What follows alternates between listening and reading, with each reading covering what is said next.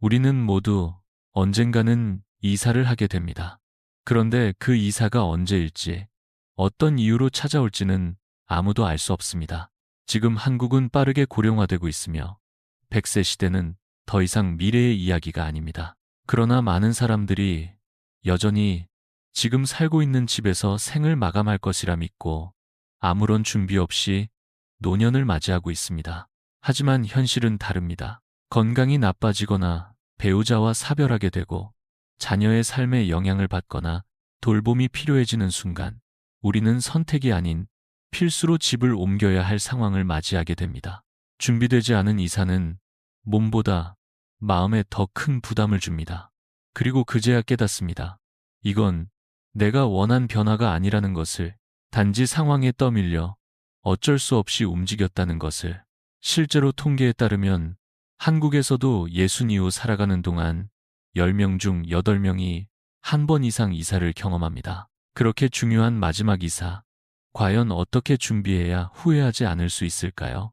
오늘 우리는 그 질문에 대한 답을 찾으려 합니다. 이 영상에서는 단순히 아파트가 좋다거나 전원주택이 낭만적이라는 표면적인 이야기가 아니라 노년의 삶을 안전하고 인간답게 지켜줄 6가지 기준을 중심으로 이야기하려 합니다. 이 기준은 앞으로의 10년, 20년을 불안 속에 살 것인가, 평온하게 보낼 것인가를 결정짓는 중요한 열쇠가 될 것입니다.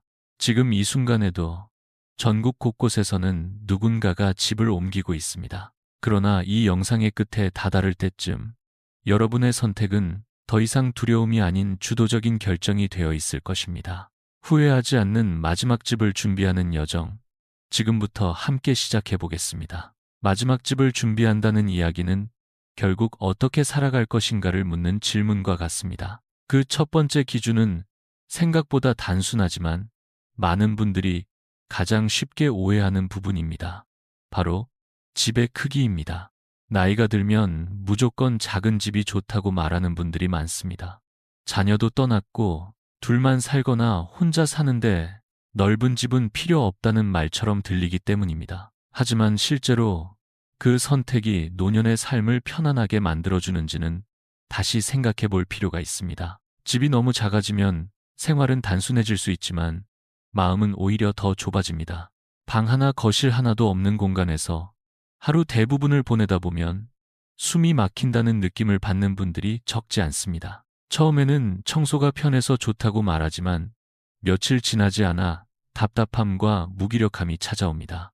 집에는 단순히 앉아있을 공간만 있으면 되는 것이 아닙니다. 식사를 하고 쉬고 생각을 정리할 수 있는 살아가는 공간이 필요합니다. 특히 오랜 세월 쌓아온 물건과 기억이 많은 노년의 삶에서는 정리라는 일이 젊을 때처럼 간단하지 않습니다. 추억이 담긴 물건 하나를 버리는 데에도 큰 결심이 필요합니다. 그런데 공간이 너무 좁아지면 남길 것과 버릴 것 사이에서 하루 종일 고민하게 되고 결국 마음의 피로가 쌓이게 됩니다. 반대로 집이 너무 큰 경우도 문제입니다. 계단을 오르내리고 창문을 열고 닫고 마당을 관리하는 일은 젊을 때는 일상이었지만 70을 넘기면 부담이 됩니다. 몸에 무리가 가는 순간 집은 안식처가 아니라 고된 노동의 장소가 됩니다. 그래서 전문가들은 노년기에 가장 적절한 집의 크기를 지나치게 크지도 작지도 않은 중간 규모라고 말합니다. 부부가 함께 살기에 방 2개와 거실 하나 정도의 공간, 혼자 산다면 방 하나와 여유 있는 거실이 있는 집, 그 정도면 몸도 마음도 무리하지 않고 하루를 보낼 수 있습니다. 중요한 것은 집의 크기를 줄이는 것이 아니라 삶의 부담을 줄이는 것입니다.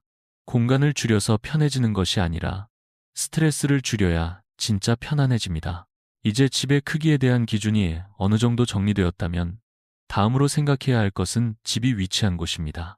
특히 많은 분들이 가장 먼저 떠올리는 장소가 어디인지, 그 선택이 과연 옳은지에 대해 다음 기준에서 이어서 이야기해 보겠습니다. 집의 크기를 정하는 것만큼이나 중요한 것은 그 집이 어디에 위치하느냐입니다. 많은 분들이 집을 옮기기 전 가장 먼저 떠올리는 기준 중 하나는 바로 병원 가까운 곳입니다. 혹시라도 몸이 아프면 바로 갈 수 있도록 대형 병원 근처로 이사해야 한다고 생각합니다. 겉보기엔 매우 합리적인 선택처럼 보입니다. 하지만 현실은 생각과 다릅니다. 실제로 병원 바로 옆에서 사는 분들 중 많은 이들이 몇 개월도 채 되지 않아 다시 이사를 고민합니다. 그 이유는 단순합니다. 하루 종일 울리는 구급차의 사이렌 소리, 창밖에서 들려오는 절박한 발소리와 응급 상황의 긴장감. 이 모든 것이 내가 언젠가 저 대상이 될지도 모른다는 불안을 끊임없이 자극합니다. 병원 옆은 생명을 살리는 공간이기도 하지만 동시에 질병과 죽음을 마주하는 공간이기도 합니다. 그리고 그 분위기는 어느 순간 마음까지 병들게 만듭니다. 반대로 많은 어르신들이 삶의 질이 오히려 좋아졌다고 말하는 장소가 있습니다. 바로 주민센터, 노인복지관, 평생학습관 근처입니다. 이곳은 단순한 시설이 아니라 사람과 사람이 연결되는 삶의 중심지입니다. 매일 아침 갈 곳이 있다는 것만으로도 하루의 리듬이 생기고 누군가와 마주보고 웃을 수 있다는 것만으로도 외로움이 사라집니다.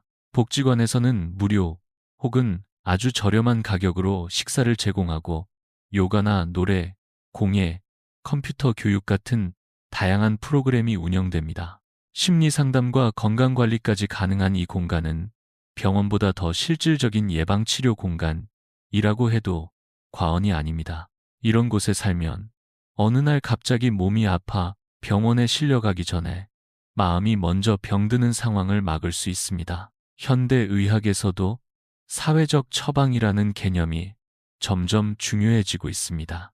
사람과의 연결이 약보다 더 큰 효과를 낸다는 뜻입니다. 이처럼 삶을 살리는 공간이 어디인지를 고민했다면 이제는 그 삶을 누구와 어떤 관계 속에서 살아갈 것인지를 돌아볼 차례입니다. 다음 기준에서는 자녀와의 관계, 그리고 거리의 지혜에 대해 함께 생각해 보겠습니다. 집이 어디에 있느냐만큼 중요한 또 하나의 요소는 그 집에서 누구와 살아가느냐입니다. 많은 어르신들이 이사를 고려할 때 가장 흔히 떠올리는 선택 중 하나가 바로 이 나이에 혼자 어떻게 살아? 자녀와 같이 살아야지 라는 생각입니다. 처음에는 좋은 결정처럼 보입니다. 따뜻한 밥을 함께 먹고 손주의 웃음소리가 들리고 혼자 있는 시간이 줄어든다는 점에서 위로가 되기도 합니다. 하지만 시간이 조금만 지나면 상황은 달라집니다. 2달, 석 달이 지나면서 며느리의 말투가 조금씩 달라지고 사위의 시선이 예전 같지 않다는 것을 느끼게 됩니다. 심지어는 친자식조차 눈에 띄게 말수가 줄어들고 미묘한 거리감이 생기기도 합니다. 왜 이런 일이 벌어질까요? 우리는 가족이라는 이름 아래 서로의 자유를 침범하고 있기 때문입니다. 요즘 자녀 세대는 맞벌이와 육아로 인해 하루하루가 빠듯합니다.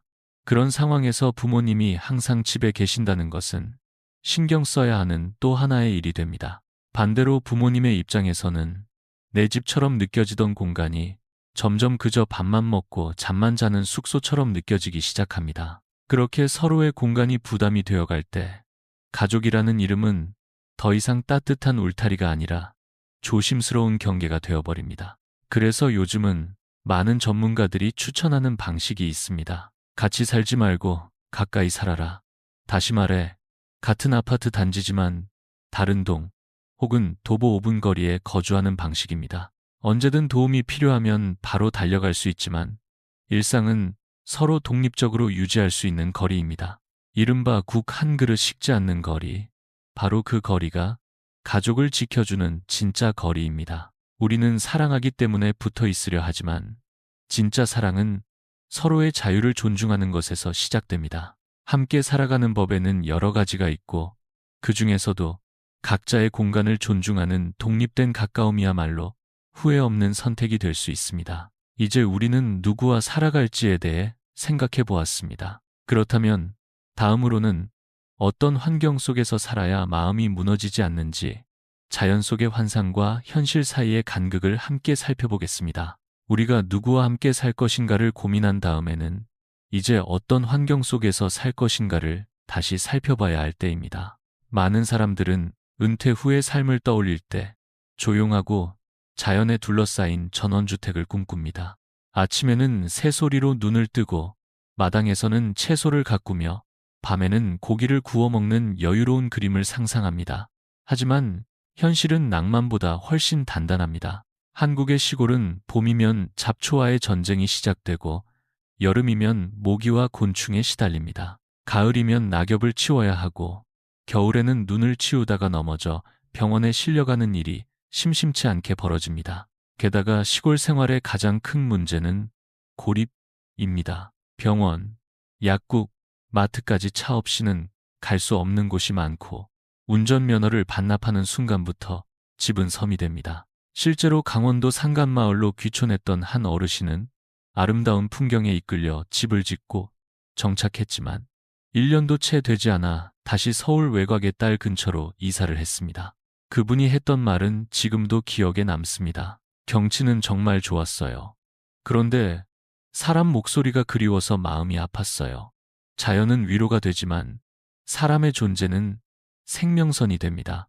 어떤 날은 몸이 아파도 응급차를 부를 정도는 아니지만 혼자 움직이기 어려운 순간이 생깁니다. 그런데 그럴 때 주변에 도와줄 이웃 하나 없다면 노년의 집은 쉼터가 아니라 감옥이 될 수 있습니다. 고립은 눈에 보이지 않지만 누구보다 빠르게 마음과 몸을 무너뜨립니다. 그래서 노후에는 풍경보다 관계를 먼저 고려해야 합니다. 혼자가 편하다고 느낄 수 있지만 그 혼자라는 말 안에는 조용함과 외로움이 동시에 들어 있습니다. 전원 생활의 낭만은 짧고 그 뒤를 잇는 것은 끝없는 노동과 거리감입니다.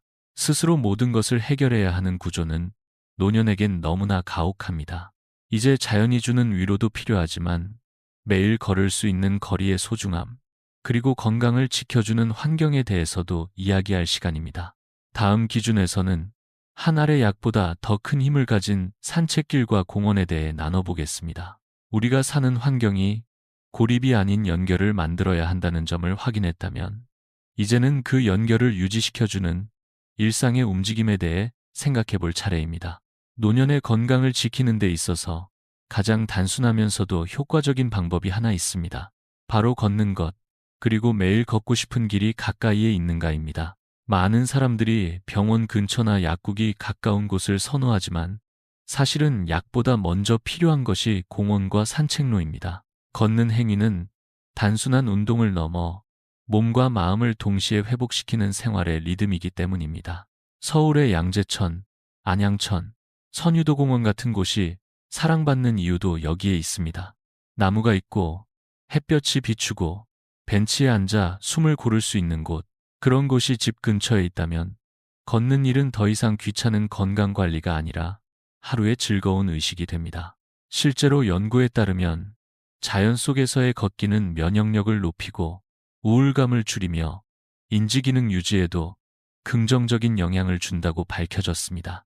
하지만 아무리 건강에 좋다고 해도 걷고 싶은 길이 없다면 실천은 어렵습니다.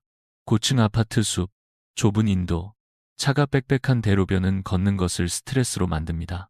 그래서 노년의 주거지를 선택할 때 공원이 있는가, 산책길이 안전하고 넓은가는 단순한 편의 조건이 아니라 삶의 질을 결정하는 기준이 됩니다. 아침에 눈을 뜨고 문을 열었을 때 걸을 수 있는 곳이 있다는 것, 그것은 내가 아직 세상과 연결되어 있다는 가장 확실한 증거입니다.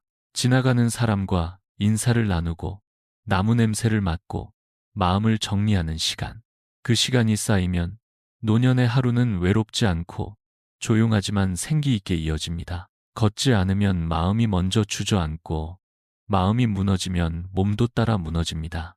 그러니 집을 고를 때는 약국보다 먼저 생각하세요. 걸을 수 있는 땅, 나를 밖으로 끌어내줄 풍경과 길, 그것이 약보다 먼저 준비되어야 할 삶의 조건입니다. 이제 우리는 집의 크기, 위치, 관계, 환경, 걷는 길까지 살펴보았습니다. 하지만 마지막으로 한 가지 더 중요한 기준이 남아 있습니다. 그 집이 나의 미래를 어떻게 지켜줄 수 있는가? 즉, 자산이자 보호처로서의 역할에 대해 생각해 보겠습니다. 걷는 길과 공원이 주는 위로에 대해 살펴보았다면, 이제는 마지막으로 그 집이 나를 끝까지 지켜줄 수 있는가에 대해 고민해야 할 때입니다. 집은 단순히 머무는 공간이 아니라 위기의 순간에 나를 보호해주는 쉼터이자 필요할 때 자산으로 전환할 수 있는 안전장치가 되어야 합니다. 많은 어르신들이 이렇게 말씀하십니다. 나는 그냥 이 집에서 죽을 때까지 살면 돼. 물론 그럴 수도 있습니다. 하지만 세상은 언제나 우리의 바람대로만 흘러가지 않습니다. 예상치 못한 병, 배우자의 부재, 갑작스러운 돌봄의 필요. 이런 상황이 찾아오면 그 집을 팔아 요양비나 치료비를 마련해야 하는 순간이 올 수 있습니다. 문제는 그때입니다. 집이 팔리지 않는다면 그 순간 그 집은 나를 돕는 자산이 아니라 나를 가두는 족쇄가 됩니다. 교통이 불편하고 병원이나 상권이 멀고 구조가 낡은 집은 아무리 애정을 담아 지었어도 다른 사람에게는 매력 없는 공간이 될 수 있습니다. 특히 외곽에 있는 단독주택이나 주문형 전원주택은 관리도 어렵고 수요도 적어 매매가 어렵습니다. 뿐만 아니라 재난에 대한 안전성도 점검해야 합니다. 최근에는 겨울철 보일러 고장으로 인한 저체온증, 화재, 침수 등의 사고가 증가하고 있습니다. 탈출 동선이 없는 구조, 화재 경보 시스템이 없는 낡은 주택, 주변에 도움을 청할 이웃이 없는 외딴 지역. 이런 환경은 위기의 순간 생명을 위협할 수 있습니다. 따라서 마지막 집을 선택할 때는 생활 편의성과 자산 가치, 비상시 대피 가능성을 모두 고려해야 합니다. 대중교통 접근성이 좋고 병원과 마트가 가까우며 자녀들이 방문하기 쉬운 위치라면 언제든 필요한 순간에 집을 정리하고 다른 단계로 이동할 수 있는 선택권을 가질 수 있습니다. 집은 한 사람의 노년을 결정짓는 공간입니다. 그리고 때로는 마지막 선택의 유연함이 남은 삶의 존엄을 지키는 핵심이 되기도 합니다. 이제 우리는 좋은 집이란 단지 예쁜 집, 편한 집이 아니라 언제든 다시 움직일 수 있도록 도와주는 집이라는 사실을 이해하게 됩니다. 그렇다면 이 모든 기준을 돌아본 지금 우리는 어떤 하루를, 어떤 삶을, 그리고 어떤 무대를 만들어야 할까요? 그 해답을 마지막 이야기에서 마주해 보겠습니다. 지금까지 우리는 노년의 마지막 집을 선택할 때 반드시 고려해야 할 6가지 기준을 함께 살펴보았습니다. 집의 크기부터 위치, 함께하는 사람과의 거리, 자연과의 균형, 걷는 길의 유무, 그리고 그 집이 자산과 보호처로서의 역할을 할 수 있는지까지. 이 모든 기준은 단순히 어디서 살 것인가를 넘어서 어떻게 살아갈 것인가를 결정짓는 삶의 원칙이었습니다. 그렇기에 마지막 이사는 단지 집을 옮기는 일이 아닙니다. 그것은 앞으로의 삶을 새롭게 설계하는 주도적인 선택입니다. 누군가에 의해 떠밀려서가 아니라 내가 내 삶의 무대를 준비하는 마음으로 다가가야 합니다. 그리고 그 무대는 크고 화려하지 않아도 됩니다. 작지만 따뜻하고 조용하지만 외롭지 않으며 언제든 다시 일어설 수 있는 힘을 줄 수 있다면 그 자체로 최고의 무대입니다. 많은 분들이 이런 질문을 던지곤 합니다. 나는 앞으로 누구와 살아야 할까? 하지만 이제는 질문을 바꿔야 할 때입니다. 누구와 함께 사는가가 아니라 내가 어떤 일상을 쌓아갈 수 있는가를 고민해야 합니다. 실제로 현재 한국에서는 60대 이상의 인구 중 1인 가구의 비율이 25%를 넘었고 70대 이상에서는 3명 중 1명이 혼자 살고 있습니다. 이것은 더 이상 남의 이야기가 아니라 우리의 미래가 될 가능성이 높습니다. 그렇다면 중요한 것은 혼자라는 상태 자체가 아니라 그 혼자라는 시간을 어떻게 살아내느냐입니다.